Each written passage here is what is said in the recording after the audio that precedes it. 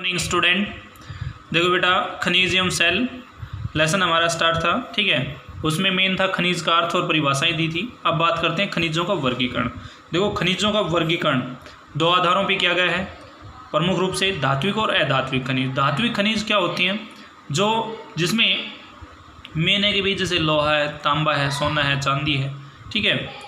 इसमें भी जो इसके अलग अलग रूप दिए गए हैं धात्विक खनिज के भी। प्रमुख रूप से तीन रूप हैं। पहला है बहुमूल्य खनिज, फिर है लोहयुक्त खनिज और अलोहयुक्त खनिज, ठीक है। और अधात्विक में जैसे चूना है, पत्थर है, ठीक है, चूना पत्थर, पोटेशियम, फास्फोरस, ये सब क्या है? अधात्विक खनिज, ठीक है। तो अब हम इसके बारे में पढ़ेंगे। खनिजों के दो वृत्त वर्ग, धात्विक खनिज और अधात्विक खनिज। धात्विक खनिज वे होते हैं जिन्हें परिष्कृत किया जा सकता है, मतलब जिनका संशोधन किया जा सकता है, शुद्ध रूप प्रदान किया जा सकता है। परिष्कृत करने पर उनका धरातल चिकना व चमकदार हो जाता है। ये आघात वर्त्य, जिसको बोलते हैं आघात वर्त्य होते हैं, अर्थात इनसे प्राप्त धातुओं को पीट कर इनको क्या किया जाता है? पीट करके तार इत्यादि विभिन्न आकारों में ढाला जा सकता है। जैसे चादर वगैरह बनाए जाते हैं तो इनको आकार कब मिलता है? जब इनको पीट करके बनाया जाता है, ठीक है। तो धात्विक खनिजों को आगे तीन उपवर्गों में विभाजित किया गया है। सबसे पहला बहुमूल्य खनिज। बहुमूल्य खनिज जैसे सोना है, चांदी है, प्लेटिनियम है, ठीक है। उसके बाद है लोहयुक्त खनिज। लोहयुक्त जिसमें लोहांश की मात्रा जो है सबसे अधिक मात्रा, मतलब मेन है कि लोहे का अंश पाया जाता है, ठीक है। तो इन खनिजों में लोहे का अंश पाया जाता है। ये वे धातु हैं जिन्हें लोहयम स्टील के निर्माण के लिए लोहे में मिलाया जाता है।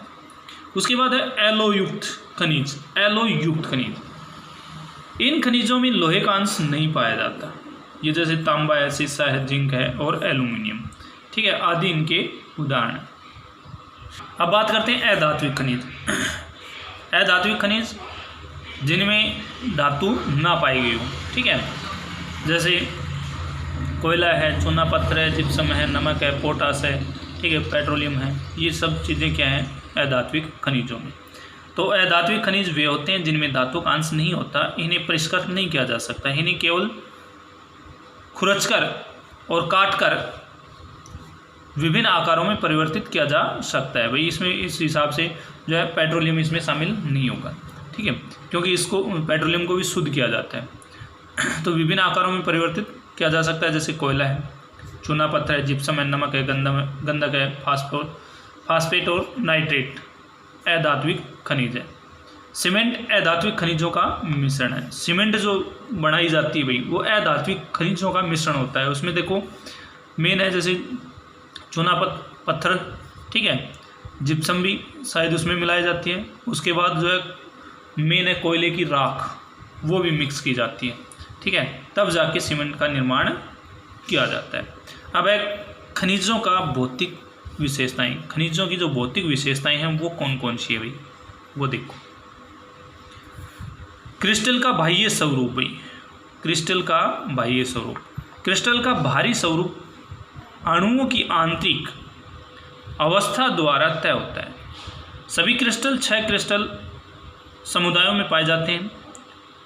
सबसे पहला है त्रिस्मलबांक्ष, डिस्मलबांक्ष, षटकोणीय, विषमलंबाक्ष, एक नताक्ष समुदाय, त्रिनताक्ष समुदाय। इन समुदायों में किसको बांटा गया है? क्रिस्टल को।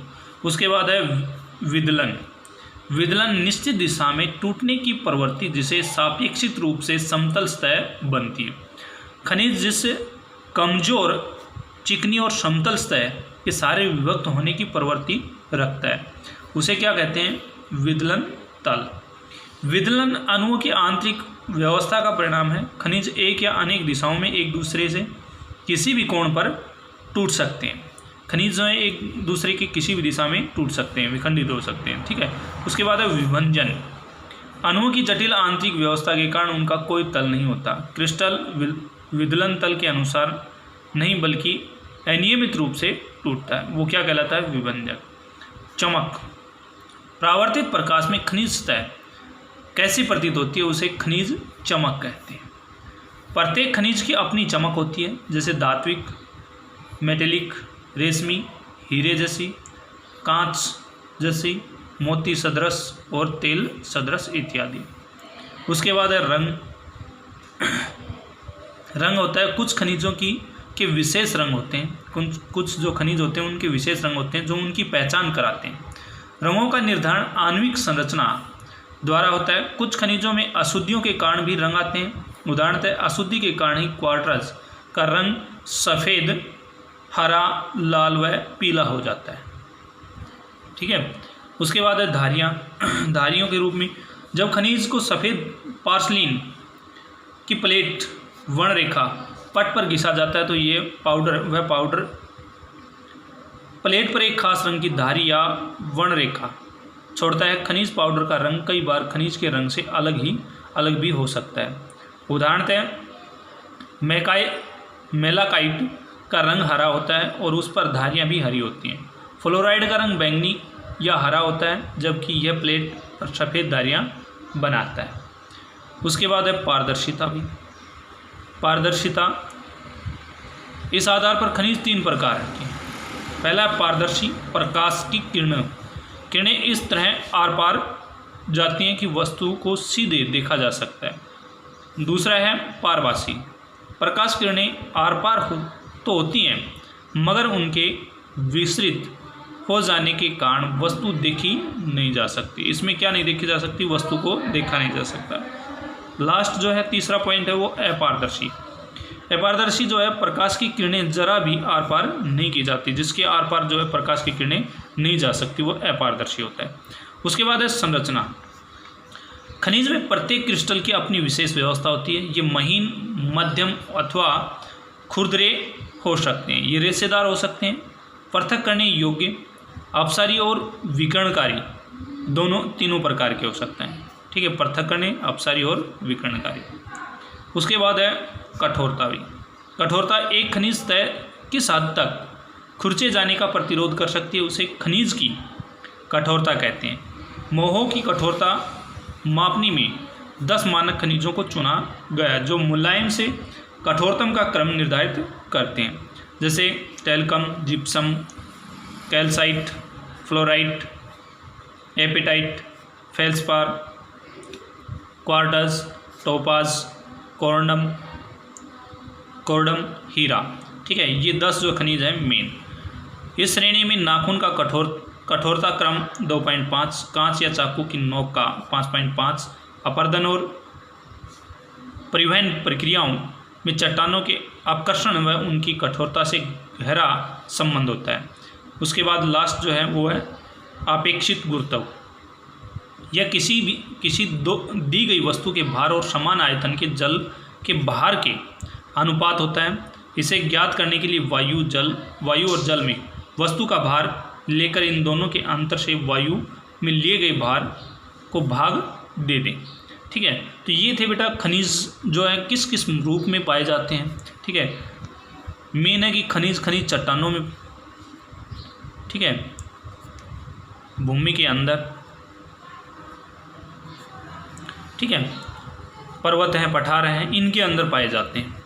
और चट्टानों के जो रंग हैं उनको पहचान जो किस प्रकार की जाती है तो वो इनके आधार पे की जाती है।